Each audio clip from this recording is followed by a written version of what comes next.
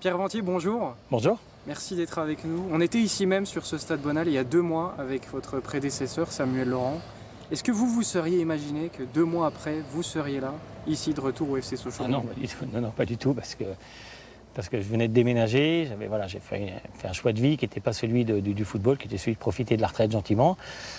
Je suivais de loin ce qui se passait à Sochaux, mais c'est vrai que quand on a vu la dégringolade vertigineuse et les circonstances, c'est vrai que quand Jean-Claude Plessis m'a appelé, il me dit « écoute, on n'a pas le droit de pas essayer », bon voilà, on s'est lancé dedans et l'issue est heureuse, mais non, c'était inimaginable d'être là aujourd'hui. Non. Comment vous avez vécu cette période? Forcément, par toutes les émotions. Personnellement, comment vous avez vécu ça? Il y a toujours une période la période pendant laquelle le groupe Nemkin était aux affaires, défendait son dossier, suivant une connexion dans le monde du football pour savoir que c'était quand même très très mal embarqué.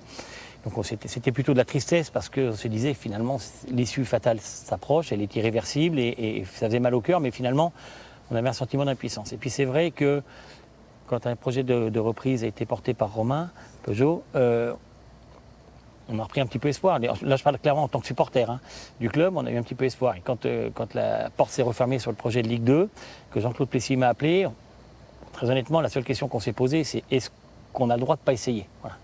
Honnêtement, très sincèrement, on n'y croyait pas au début. Très sincèrement, on n'y croyait pas. Parce que c'est compliqué en 10 jours au mois d'août de faire ce qui normalement prend des mois. C'était mission impossible presque. Ah, pas tout à fait, parce que ça veut dire qu'on est plus fort que Mission Impossible. Non, on n'a pas cette prétention-là, mais je ne sais pas si les gens réalisent qu'on a réussi. En fait, on a réussi pourquoi? On a réussi parce que les gens se sont fédérés. Nous, on a été des catalyseurs du projet. On a essayé de faire en sorte d'être juste dans ce qu'on réalisait comme opération, de ne jamais mentir à nos acteurs, quels qu'ils soient, que ce soit les candidats investisseurs, que ce soit la fédération, que ce soit la Ligue, que ce soit la DNCG. On a joué de la totale transparence en disant, en fait, on a un défi qui est de trouver énormément d'argent en 10 jours entre le 6 et le 16 août, qui est quand même pas la meilleure période pour contacter des chefs d'entreprise. Mais on a eu une telle énergie, on a eu tellement de gens qui nous ont appelés. Depuis des fois, les amis, la famille, beaucoup de familles en Franche-Comté, les gens qui vous appellent à titre purement amical, ça vous donne une énergie incroyable. Et puis après, vous avez les collectivités, vous avez les premiers investisseurs privés qui se manifestent. J'ai eu un jour un investisseur qui est une connaissance personnelle, qui est un ami, qui me dit voilà, Sochaux ne peut pas mourir, c'est le club de ma vie, j'ai réussi dans ma vie. Et il m'annonce la somme qu'il donne. J'ai réfléchi avant de me les donner. Alors, je ne citerai pas parce que sa modestie, on souffrirait, mais j'ai fait répéter 2 fois le chiffre. J'ai dit, tu ne peux pas mettre cette somme-là comme ça juste parce que moi j'essaye le coup. Et il le met en disant, écoute, à mon âge, voilà, ma vie professionnelle est établie, j'ai envie de faire œuvre utile. Et si j'avais un mot à retenir de ce qu'on a fait, je crois, c'est que finalement on a fait œuvre utile. Voilà. Après, nous, nos situations personnelles, à Jean-Claude et moi, honnêtement, elles ne sont pas très importantes. Je trouve qu'on nous remercie beaucoup trop depuis quelques temps. Maintenant, il faut passer à l'étape d'après. C'est agréable, on va pas se mentir. Mais voilà, maintenant l'étape, c'est comment on fait reconstruire et comment on fait avancer ce club. C'est ça le sujet aujourd'hui. Au moment où vous avez accès au compte du FC Sochaux, où vous reprenez finalement le projet, qu'est-ce que vous découvrez? Est-ce que le club était cliniquement mort d'une certaine façon, vous disiez? Financièrement, oui. Financièrement, oui. Le club avait financé sa saison 2022-2023. Donc il a tenu ses engagements jusqu'au bout et les fournisseurs sont payés, les charges sont payées, les joueurs, les salariés ont été payés. Mais par contre, rien ne permettait d'aller au-delà d'un mois sur la saison 2023-2024. Donc en fait, le gouffre était immense. Et la première des choses, c'était de regarder, qu'est-ce qui pouvait être immédiatement corrigé pour réduire la profondeur du trou. Et comment on pouvait financer le trou, c'est-à-dire quels apports on pouvait trouver à l'extérieur. Ça a été le sujet, c'était le sujet des 2-3 premiers jours. Donc on va dire le premier week-end d'essayer d'analyser la situation. Et puis après, de se mettre à la tâche pour associer les gens qui aient envie de prendre ce risque avec nous. C'est un risque qu'on a pris tous. C'est un risque à la fois financier pour ceux qui ont engagé de l'argent. C'est aussi un risque d'image pour les mêmes personnes et pour nous. Mais aujourd'hui, ce qu'on a réalisé, je le dis, je le répète, on a fait 25% du chemin du sauvetage du club. Et si on n'avait pas réussi, on n'en parlerait plus du club. Donc il fallait le faire. Mais ne croyons pas qu'on a gagné, qu'on a réussi et qu'aujourd'hui, le FC Sochaux est un club bien portant, dans une situation normale et sans inquiétude. On a encore un immense chemin à parcourir. Et on sait que ça va être moins drôle que les 10 derniers jours. Là, depuis jeudi, c'est juste du bonheur qu'on partage tous. Mais dans les jours qui viennent, on a déjà commencé, pour être honnête avec vous, on va mettre les mains dans le cambouis. C'est le prix à payer. Alors vous vous êtes construit autour d'un consortium de plusieurs investisseurs, 40 au total. Oui. Ça, c'est assez unique. Est-ce qu'il y a des craintes autour de ça, que tout le monde parvienne à s'entendre sur la durée? On peut imaginez? C'est évidemment plus simple de gouverner si vous avez un actionnaire majoritaire ou un actionnaire unique, c'est évident. Si on remonte aux années où le groupe PSA était propriétaire, les choses étaient extrêmement fluides et je dirais que ce type de difficulté n'existait pas. Moi je veux croire, je suis peut-être optimiste, peut-être même naïf, mais je ne crois pas être naïf, que les gens ont un intérêt commun. Aucun n'est venu ici sans avoir un attachement profond au FC Sochaux-Montbéliard. Aucun. Ça n'a aucun sens sinon. Donc je pense que ça doit nous fédérer plus que les antagonismes qui peuvent exister. Mais que ponctuellement, un jour ou l'autre, sur un sujet des gens et des avis différents, d'abord c'est pas très grave, et puis c'est aussi de la diversité, c'est aussi de l'échange que peuvent naître des idées. Donc moi en soi ça ne m'inquiète pas. Après c'est comme dans toute entreprise, il va y avoir une gouvernance, il y a un conseil d'administration qui a été élu, c'est la vie normale des entreprises, et le conseil d'administration va diriger l'entreprise. Mais honnêtement, vraiment, même s'il y aura de temps en temps des frictions, je ne suis pas inquiet sur le fond. Est-ce que vous avez refusé des propositions de certains investisseurs qui avaient envie de venir dans le projet? Oui, il y a des gens dont la réputation, l'éthique, voire dans certains cas, je vais prendre deux exemples. On a reçu un appel très correct, très cordial de l'Olympiakos. Le club grec, un gros club européen, qui souhaitait acheter le FC Sochaux, en tout cas en devenir majoritaire. Mais on savait que nous, le rachat par l'Olympiakos, d'abord collait pas au projet qu'on portait, mais à la limite, l'intérêt du club était plus important que notre projet. Ça voulait dire aussi que l'Olympiakos venait acheter les pépites du centre de formation. Ce qui les intéressait, c'est d'avoir la priorité sur le recrutement des jeunes. Or, c'est l'exact contraire de ce que nous, on voulait défendre. Donc, si on pouvait éviter l'Olympiakos, et ça a été le cas, on l'évite. Et ça s'est très bien passé avec eux. Et on a eu un fonds saoudien qui a appelé, et très clairement, il n'y a même pas eu de débat. C'est-à-dire, quand on l'a évoqué, ça a été fermé en 1 minute. Tous ceux qui étaient dans le projet ont dit, on se débrouillera par nous-mêmes, mais vendre le club à un fonds saoudien, alors c'est pas l'Arabie Saoudite que je mets en cause, mais on sait que ces fonds, et on l'a vécu avec Nenkin, n'ont aucun attachement, et le jour où ça ne les amuse plus, ou le jour où ça n'est plus leur priorité, le club disparaît sans aucun regret, et ça c'est ce qu'on ne voulait pas revivre. Alors il y a eu beaucoup de discrétion aussi autour de l'identité de ces actionnaires locaux, volontairement on l'imagine. Là vous avez élu un conseil d'administration, est-ce qu'on peut lever ces discrétions? Est-ce qu'on peut donner quelques noms de ces investisseurs qui font le FC Sochaux aujourd'hui? La discrétion initiale, elle tient à deux choses. D'abord, beaucoup de ceux qui ont investi souhaitaient rester dans l'ombre en disant je ne viens pas chercher de la notoriété ou quoi que ce soit. Donc on a respecté ça. Deuxièmement, tant qu'on n'a pas réussi, ça évitait peut-être de les exposer inutilement. Maintenant, les choses sont passées. De toute façon, le club va publier ce qu'on appelle un cabis, un outil, une carte d'identité de l'entreprise. Les actionnaires sont connus, tout l'argent est fléché, identifié. Ça a été d'ailleurs vérifié par la DNCG. Donc on est extrêmement serein sur ça. Donc les administrateurs qui sont élus, je cite en premier Jean-Claude Plessis, qui est administrateur. Il y a M. Nardis, Sandro, qui, je ne parle pas de l'entreprise de EMI, c'est M. Sandro Nardis personnel qui investit. Il y a M. Xavier Thévenot, un bisontin. Il y a M. Gérald Maradan, qui est un fils et petit-fils d'ouvrier qui a fait un remarquable parcours professionnel et qui habite aujourd'hui à Nice, mais qui souhaitait s'investir dans le projet. Il y a Sochaux, évidemment, qui est un acteur majeur et qui est un acteur différent, je crois, dans la gouvernance des clubs. On essaye aussi d'être un peu innovant.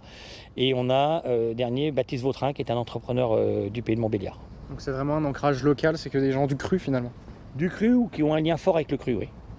Mais on ne s'est pas interdit non plus d'accueillir des gens qui n'étaient pas estampillés, labellisés franc-comtois. Forcément, on a quelques Alsaciens qui nous ont rejoints.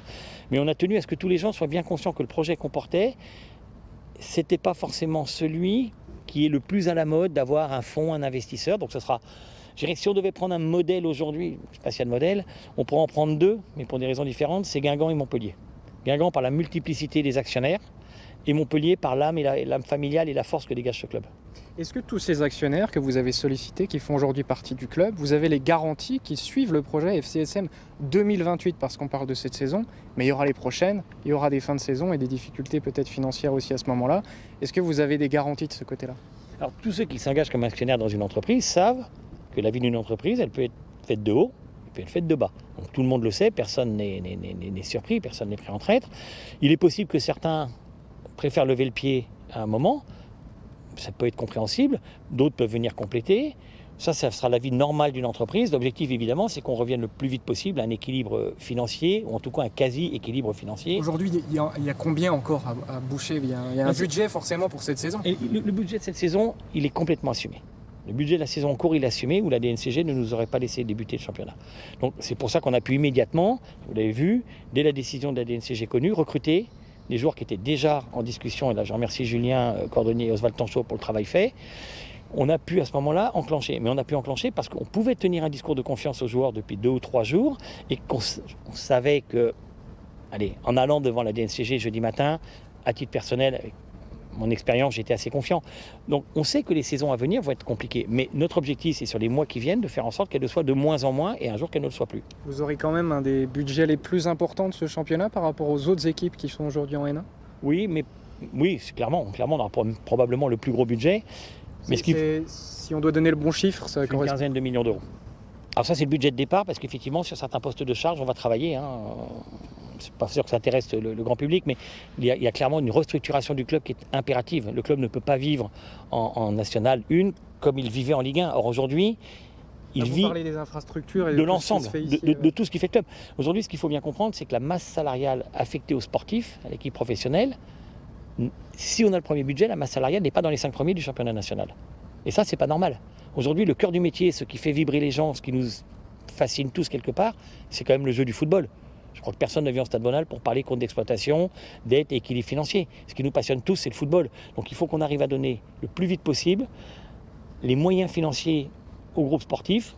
Cette année, évidemment, parce qu'on sait qu'il y a de gros enjeux avec une relégation pour 6 équipes en fin de championnat, mais pour que dès l'année prochaine, on soit très compétitif avec l'objectif de retourner le plus vite possible en Ligue 2 en bon état. Alors pour faire ces économies, il y a 150 salariés ici, on en a beaucoup parlé ces derniers mois. Est-ce que vous allez être contraint de vous séparer d'une partie de ces gens, de licencier malheureusement ? Ça fait forcément partie des hypothèses. Maintenant, on ne va pas se lancer dans des calculs avant même d'avoir étudié l'organisation actuelle du club, étudié d'éventuels doublons, étudié ce qui ne serait pas opportun. Le moins il y aura de départ, le mieux on se portera. Parce que d'abord, humainement, beaucoup des salariés qui sont là aujourd'hui sont des salariés qu'on a embauchés, Jean-Claude et moi, il y a 20 ans. Ça nous crée quelques difficultés humaines, si vous voulez, et on ne peut pas en faire abstraction complètement. Donc ça, c'est un premier point. Le deuxième point, c'est qu'il faut veiller quand même à ce que le fonctionnement du club reste solide. Vous ne pouvez pas vous priver du jour au lendemain de tous les salariés ou un nombre conséquent de salariés sans que ça ait des conséquences sur le bon fonctionnement du club. Donc, toutes les pistes sont ouvertes. Je dis bien, toutes les pistes sont ouvertes. Je le disais tout à l'heure par rapport à un nouveau partenariat qu'on vient de signer. On a un objectif absolu dans tout ce qu'on fait, c'est de restabiliser financièrement le club. Mais pas à n'importe quel prix. Mais si ça doit passer par ces décisions, ça passera par ces décisions. Si ça doit passer, la restructuration du club est inévitable. Donc forcément, il y aura des décisions douloureuses humainement. Évidemment, pour les personnes concernées, quand ça touchera des personnes. Douloureuse aussi, mais forcément différemment pour ceux qui auront à les prendre. Mais oui, le club va être restructuré. Et c'est d'ailleurs un engagement qu'on a pris très fortement auprès des investisseurs et des collectivités qui nous ont soutenus quand même de manière très forte, il ne faut pas l'oublier, mais qui clairement nous l'ont dit depuis le début.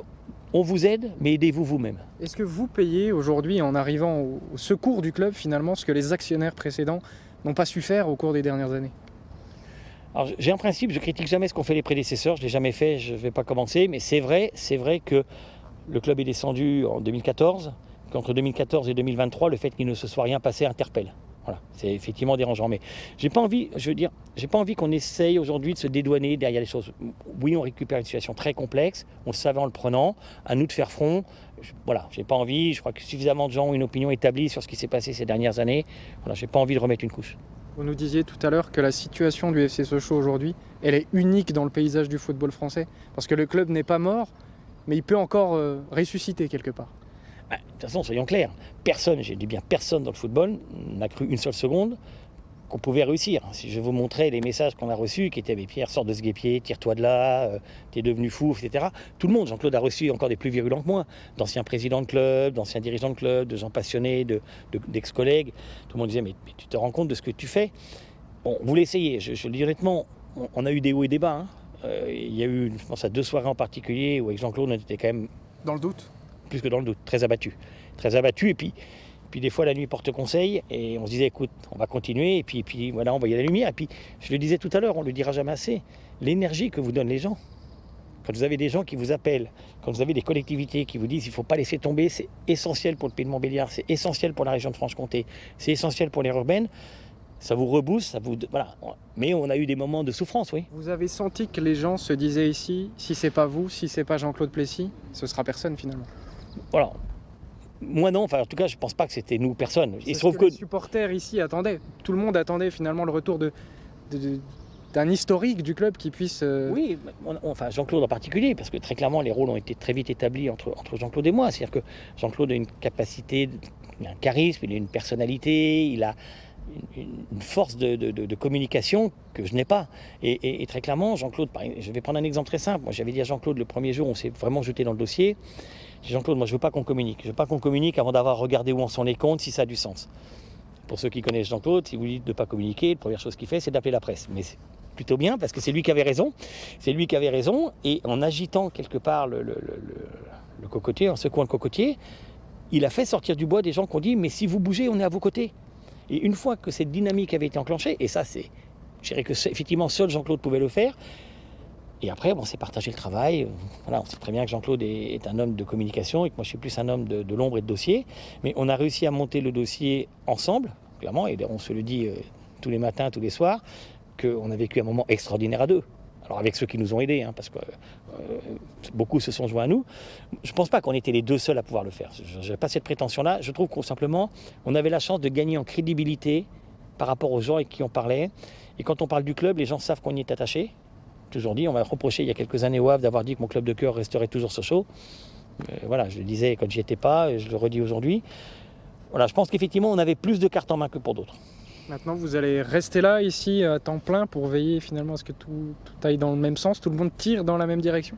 Ça, c'est le conseil d'administration, on va respecter quand même les règles. Hein. C'est le conseil d'administration qui va se réunir demain, qui va élire son président et qui va décider de la gouvernance. Mais moi, je l'ai dit, je n'attends rien en échange de ce que j'ai fait, mais je suis totalement disponible. Et vous restez directeur général du club. En tout cas, c'est ce qu'on m'a demandé. Le CA le confirmera ou pas demain. Mais voilà, il sait que je suis disponible. Dernière question, Pierre Ventier. On est sur la pelouse du Stade Bonal. Il y aura un match la semaine prochaine, le premier depuis un petit moment. On imagine votre émotion au moment de revenir ici dans cette enceinte et il y aura sans doute beaucoup de monde. Ça va être particulier. Ah, ça l'a été déjà. Hein. Il y a des moments où pour nous, l'émotion remonte. Donc forcément que même là, se dire le premier match qu'on a contribué à ça, oui. Il y a beaucoup de souvenirs ici. Oui. Merci Pierre Ventier. Merci.